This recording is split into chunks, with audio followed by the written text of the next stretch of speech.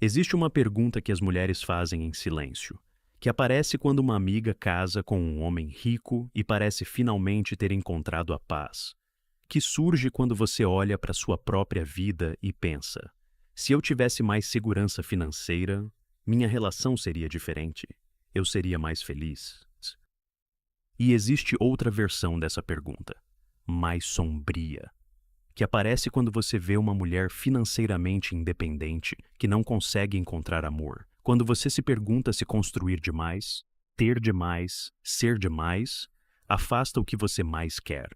Se o dinheiro que libertou também isolou. O dinheiro e o amor, dois dos temas mais carregados da experiência humana, e a relação entre eles, como cada um afeta o outro, o que cada um pode e não pode comprar, o que cada um exige e o que cada um oferece, é uma das mais complexas e menos honestamente discutidas que existem.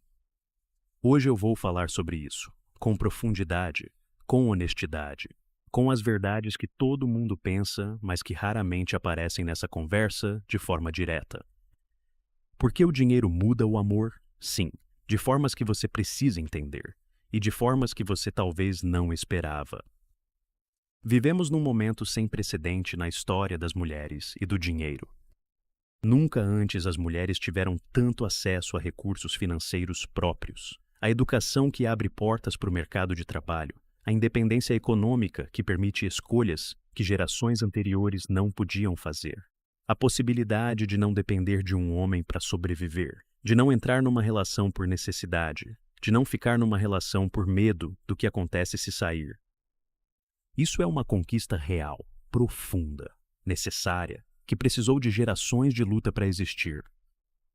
E, ao mesmo tempo, nunca as mulheres relataram tanta confusão sobre a relação entre o dinheiro que têm e o amor que querem. Nunca a pergunta: o dinheiro me faz mais feliz no amor? Foi tão urgente e tão sem resposta clara. Porque o dinheiro mudou as condições em que o amor acontece, mas não mudou o que o amor precisa para existir. Não mudou a necessidade humana de ser vista, de ser desejada, de ser conhecida profundamente por alguém ao longo do tempo. Não mudou a vulnerabilidade que intimidade real exige.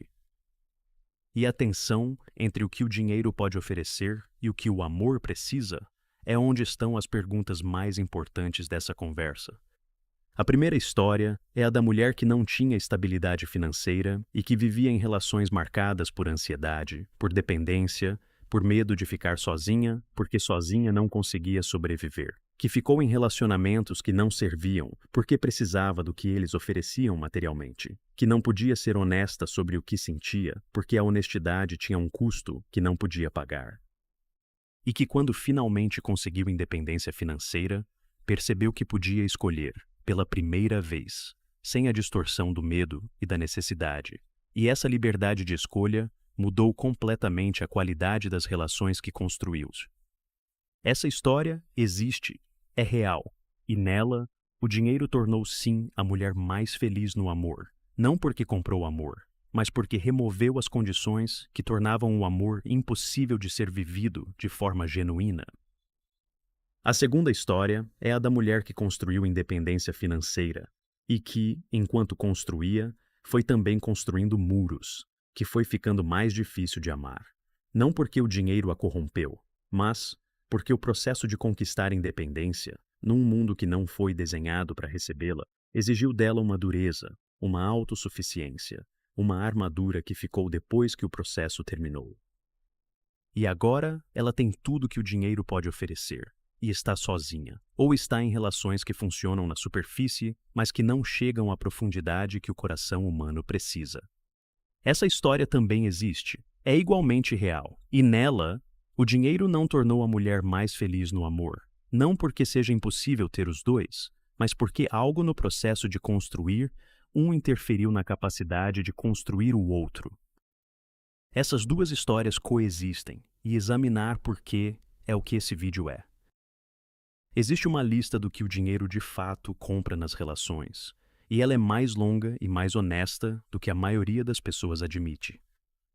O dinheiro compra escolha. Quando você tem independência financeira, você pode escolher estar numa relação porque quer, não porque precisa, Pode sair de uma relação que não funciona sem o terror de não conseguir se sustentar.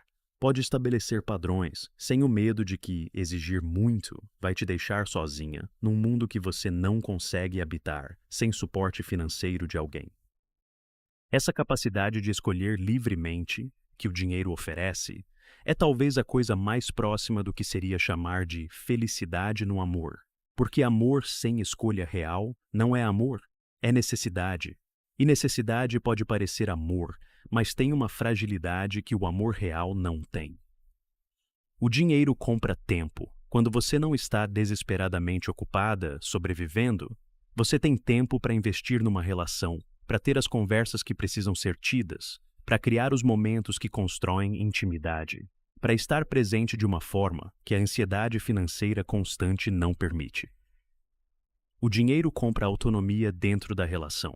Quando você tem recursos próprios dentro de um casamento ou de uma relação, você tem voz, não porque o dinheiro dá direito a mais voz, mas porque a dependência financeira subtrai voz. Cria uma assimetria de poder que contamina como as decisões são tomadas, como os conflitos são navegados, como cada um se percebe dentro da relação.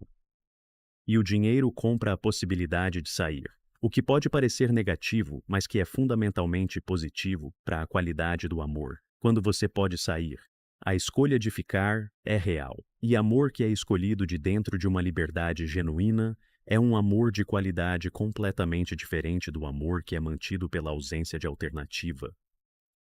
Então, sim, o dinheiro compra coisas que tornam o amor mais possível de ser vivido de forma genuína. Mas existe uma lista do que o dinheiro não compra, e essa lista é igualmente importante. O dinheiro não compra ser vista, não compra a experiência de ser conhecida profundamente por alguém que te escolhe com olhos abertos, não pela sua conta bancária, não pela segurança que representa, mas por quem você é quando ninguém está olhando. O dinheiro não compra vulnerabilidade. E vulnerabilidade, a capacidade de se mostrar com seus medos, suas incertezas, suas necessidades, é o que cria intimidade real, é a porta pela qual o amor entra. E essa porta, o dinheiro não pode abrir, só você pode abrir. E frequentemente, o processo de construir riqueza treina exatamente a habilidade oposta, a de se mostrar como sempre forte, sempre capaz, sempre suficiente. O dinheiro não compra complementaridade. A sensação de que com essa pessoa específica você é mais do que seria sozinha. Que há algo entre vocês que não existia antes e que não existiria com ninguém mais. Isso não é resultado de recursos financeiros. É resultado de alinhamento, de valores, de visão, de presença, de forma de estar no mundo. O dinheiro não compra reciprocidade. A experiência de dar e receber em equilíbrio, de ser cuidada da forma que cuida, de ter alguém que aparece para você com a mesma consistência que você aparece para ele. Isso não é comprado, é construído ao longo do tempo, com pessoas que escolhem estar presentes de formas que custam algo delas, não para você, para si mesmas.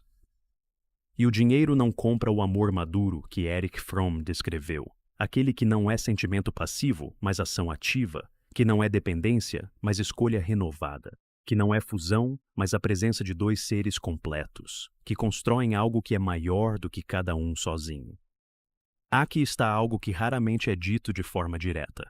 O dinheiro, especialmente quando existe uma grande diferença entre os parceiros, pode distorcer o amor de formas que são insidiosas e difíceis de perceber de dentro. Quando ela tem significativamente mais dinheiro do que ele, existe uma dinâmica específica que emerge quando a mulher tem significativamente mais recursos do que o parceiro, e ela afeta os dois, de formas que raramente são nomeadas honestamente. Ele pode sentir, mesmo que inconscientemente, que seu valor dentro da relação está ameaçado. A narrativa cultural dominante ainda associa masculinidade à provisão, a ser útil de formas que incluem, mas não se limitam a recursos financeiros. E quando ele não pode contribuir dessa forma, pode surgir uma insegurança que se manifesta em comportamentos, defensividade, distanciamento, tentativas de reacertar controle em outras áreas, que ela interpreta como falta de amadurecimento, mas que frequentemente é resposta a uma dinâmica que nenhum dos dois escolheu conscientemente. Ela pode começar a ver as limitações financeiras dele como limitações mais amplas, a confundir o nível de realização econômica com o valor como pessoa, a perder a capacidade de ver o que ele oferece: presença, afeto, parceria, valores, porque o que ele não oferece, paridade financeira, ocupa o espaço de avaliação. E a própria dinâmica da relação pode ser contaminada por um desequilíbrio de poder que opera de forma silenciosa, mas constante. Quem paga mais nas viagens? Quem tem mais peso nas decisões financeiras compartilhadas? Quem sente que está sendo mais generoso e quem sente que precisa de uma generosidade que não pediu? Quando ele tem significativamente mais dinheiro do que ela, a dinâmica oposta também cria seus próprios problemas, que são diferentes, mas igualmente reais. Ela pode perder independência de formas graduais, que só percebe quando já está profunda demais. Pode abrir mão de coisas pequenas, que parecem razoáveis no contexto da abundância que ele oferece, até que um dia olha para sua vida e percebe que depende de uma forma que a coloca em posição de vulnerabilidade que não queria.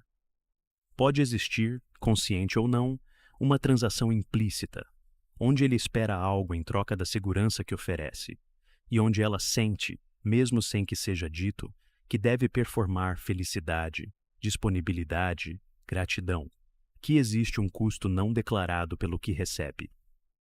E pode surgir uma dinâmica de poder onde o dinheiro fala mais alto do que deveria nas decisões da relação, onde a opinião de quem tem mais recursos tem mais peso, onde a autonomia dela dentro da relação está condicionada pela generosidade dele. Aqui está uma dimensão que é central e que raramente recebe a atenção que merece.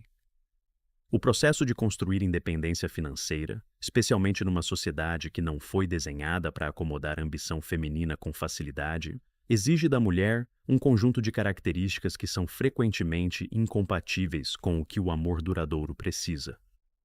Construir riqueza exige dureza, exige capacidade de não sentir demais enquanto executa, exige a habilidade de colocar o racional acima do emocional em momentos de decisão, exige resistência à vulnerabilidade num ambiente que pode usar vulnerabilidade contra você.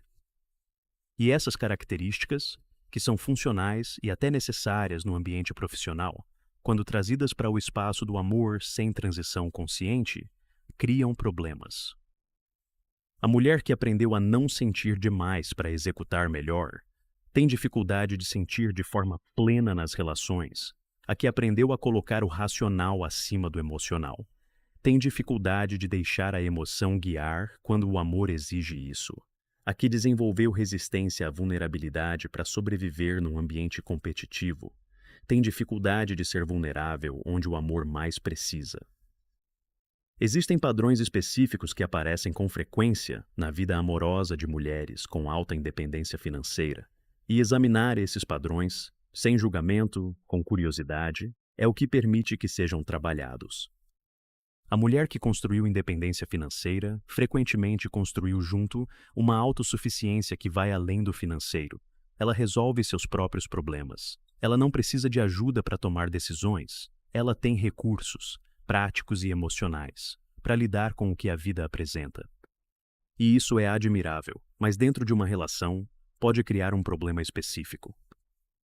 O homem que está ao lado dessa mulher, especialmente se ele tem um instinto natural de contribuir, de ser útil, de ter um papel que vai além da companhia, pode sentir que não tem onde se encaixar, que qualquer coisa que oferece, ela já tem, que qualquer problema que aparece, ela já resolveu antes de ele perceber que havia um problema.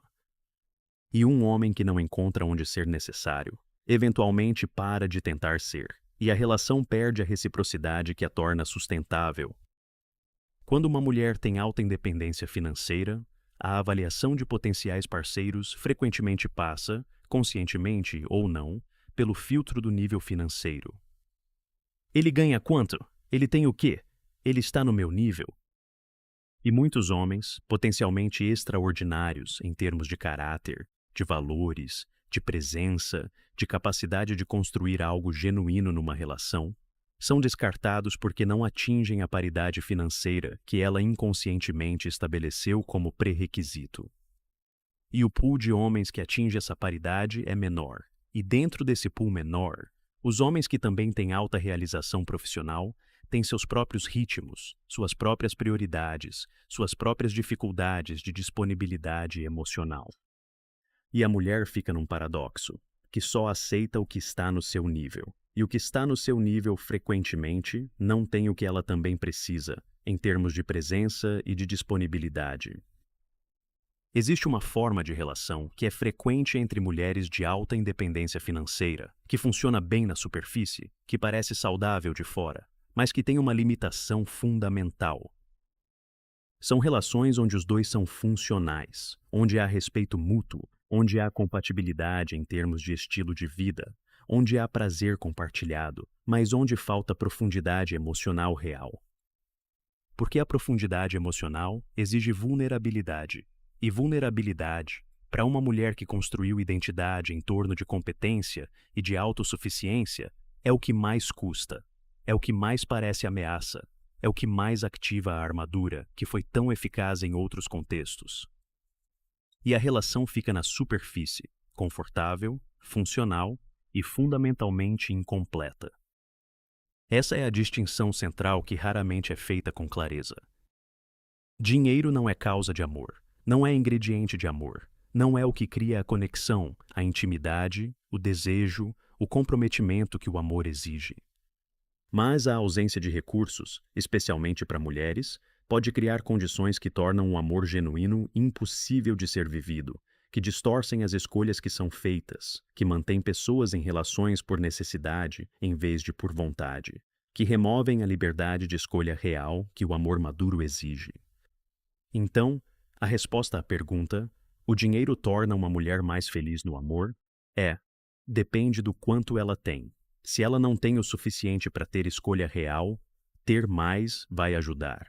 Se ela já tem suficiente para ter escolha real, ter mais não vai mudar nada em termos de amor. O que vai mudar é o que ela faz com a liberdade que o dinheiro oferece. Aqui está algo que vai incomodar e que precisa ser dito de qualquer forma. Existe uma categoria de mulheres, não a maioria, mas existente, que usa a independência financeira como proteção contra o amor, não de forma consciente, não com intenção deliberada, mas de forma que o efeito é real. Porque quando você tem todos os recursos materiais de que precisa, a urgência de criar vínculos íntimos diminui. A necessidade prática que antes forçava a abertura, mesmo que de formas não completamente saudáveis, não existe mais. E aí o amor, que sempre foi difícil, que sempre exigiu vulnerabilidade, que sempre teve o risco de dor, torna-se opcional de uma forma que antes não era. E o que é opcional, frequentemente é adiado, indefinidamente. A mulher que tem tudo materialmente pode passar décadas adiando o trabalho emocional que o amor exige, preenchendo com realização profissional, com viagens, com amizades, com qualquer coisa que dê significado sem o risco que o amor carrega. E quando olha para trás, percebe que o dinheiro que deveria ter libertado para amar, na prática liberou de ter que tentar. Existe uma realidade que as mulheres financeiramente independentes raramente consideram, que é o que significa para um homem amar uma mulher que tem mais do que ele. Em praticamente todas as culturas, incluindo a brasileira, que é profundamente marcada por expectativas de gênero em relação à provisão, um homem que está com uma mulher mais rica do que ele enfrenta pressões sociais significativas, comentários, suposições, julgamentos sobre o que ele representa para ela, sobre se ele está sendo sustentado, sobre o que ele oferece para a relação. E mesmo o homem que consciente e racionalmente não tem problema com a situação, pode carregar um peso inconsciente que vem dessas pressões culturais, uma necessidade de compensar de alguma forma, de provar valor de outras maneiras, de reacertar uma relevância que sente, mesmo sem querer sentir, que está sendo questionada.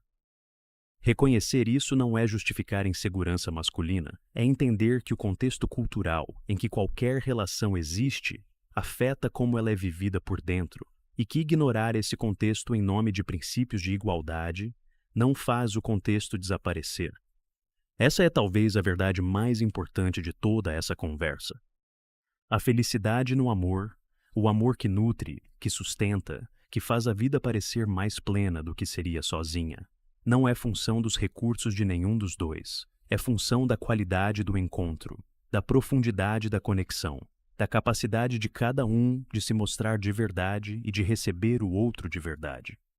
E essa capacidade não é comprada, é desenvolvida, é trabalhada, é resultado de autoconhecimento, de disposição de ser vulnerável, de prática de comunicação honesta, de processar as feridas que existem sem projetá-las nas relações que existem agora. Uma mulher com todos os recursos do mundo, que não desenvolveu essa capacidade, vai ser infeliz no amor, não porque o dinheiro a amaldiçoou, mas porque nunca fez o trabalho que o amor exige, e que o dinheiro pode facilitar, mas nunca pode substituir. E uma mulher com recursos modestos, que desenvolveu essa capacidade, tem todas as condições de ser profundamente feliz no amor. O que determina a felicidade no amor não é o extrato bancário, é o trabalho interno. Aqui está a compreensão que transforma tudo. Dinheiro e amor têm algo profundamente em comum, algo que raramente é nomeado, mas que ilumina a relação entre os dois. Os dois crescem quando são dados livremente, os dois murcham quando são guardados por medo, os dois perdem valor quando são usados como instrumento de poder, e os dois criam dependência quando são distribuídos de forma assimétrica, em vez de compartilhados de forma que serve a todos os envolvidos.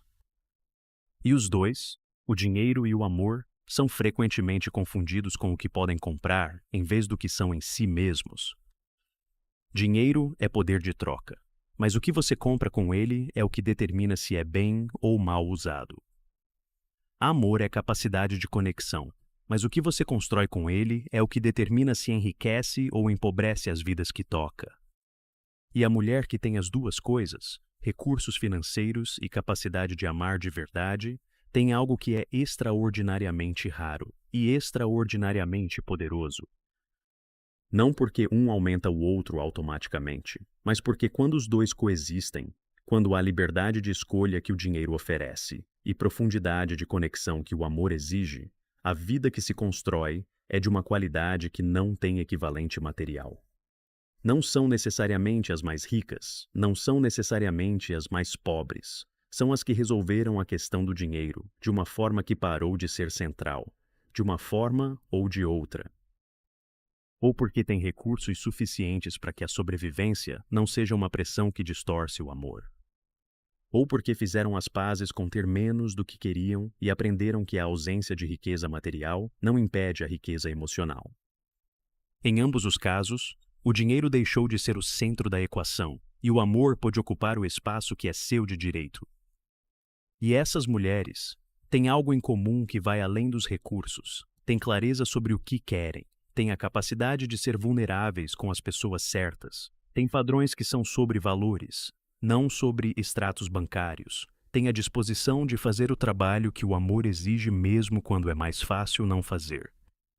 E têm a sabedoria de entender que o dinheiro pode criar as condições para o amor, mas nunca pode ser o amor. Não espere que a independência financeira resolva o amor. Ela vai resolver algumas coisas e vai criar outras. Vai te dar liberdade de escolha, que é fundamental, mas não vai resolver a dificuldade de ser vulnerável, não vai resolver os padrões de apego que carregas, não vai construir a capacidade de intimidade que o amor exige. Faz os dois ao mesmo tempo.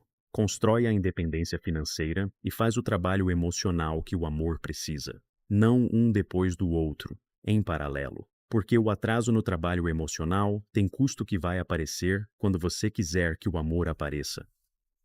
Tenha conversa, com transparência, sobre o que cada um espera, sobre como as finanças vão funcionar dentro da relação, sobre o que a diferença financeira significa e o que não significa em termos de poder dentro da relação. Essa conversa, por mais desconfortável que seja, é o que previne que a diferença financeira crie uma dinâmica de poder que nenhum dos dois quer, mas que se instala na ausência de conversa consciente. E encontra formas de deixar ele ser necessário de outras formas, não de forma artificial, mas percebendo genuinamente o que ele oferece que o dinheiro não pode comprar, e reconhecendo isso de forma que ele possa sentir. Mantém sua independência de formas que são possíveis, mesmo dentro de uma assimetria de recursos. Tem uma conta própria, mesmo que modesta. Tem projetos que são seus. Tem decisões que você toma. Tem espaço dentro da relação que é inegociável. Não porque você não confia, mas porque dependência total, mesmo quando está segura, remove algo de você que é difícil de recuperar depois, e remove a capacidade de escolher livremente, que é o alicerce de qualquer amor genuíno. A pergunta mais importante não é quanto dinheiro preciso ter para ser feliz no amor, é o que o dinheiro significa para mim na relação. Segurança, autonomia, poder, status, prova de valor, proteção contra repetir o que viu na infância. Quando você sabe o que o dinheiro representa para você nas relações, você entende muito sobre as decisões que toma e sobre como o dinheiro está ou não está servindo ao amor na sua vida. O dinheiro torna uma mulher mais feliz no amor? A resposta honesta é, em parte, e de formas específicas. Quando você não tem o suficiente para ter escolha real, ter mais vai mudar a qualidade do amor que consegue viver. Vai remover as distorções que a necessidade cria. Vai dar a você a liberdade de escolher não por necessidade, não por medo, não por sobrevivência, mas por amor genuíno. Mas quando você já tem o suficiente para ter escolha real, ter mais não vai mudar nada em termos de amor. O que vai determinar a felicidade no amor não é o próximo nível de riqueza, é o trabalho interno que faz ou deixa de fazer. É a capacidade de ser vulnerável que desenvolve ou protege atrás da armadura da competência. É a disposição de deixar alguém ser necessário que cultiva ou sufoca com a autossuficiência que construiu. É a habilidade de ver o valor de uma pessoa além do que ela tem materialmente. E é a coragem de amar de verdade com o risco real que isso implica, mesmo sabendo que o risco não desaparece com o saldo na conta. O dinheiro pode criar as condições para o amor. Pode dar liberdade para que o amor seja escolhido em vez de necessitado. Pode remover barreiras que distorcem o que o amor pode ser. Mas o amor em si é construído do que o dinheiro não pode comprar, da presença, da vulnerabilidade, da escolha renovada dia após dia de ser ao lado de alguém que você vê e que te vê com olhos abertos. E essa escolha não tem preço, nunca teve, nunca vai ter.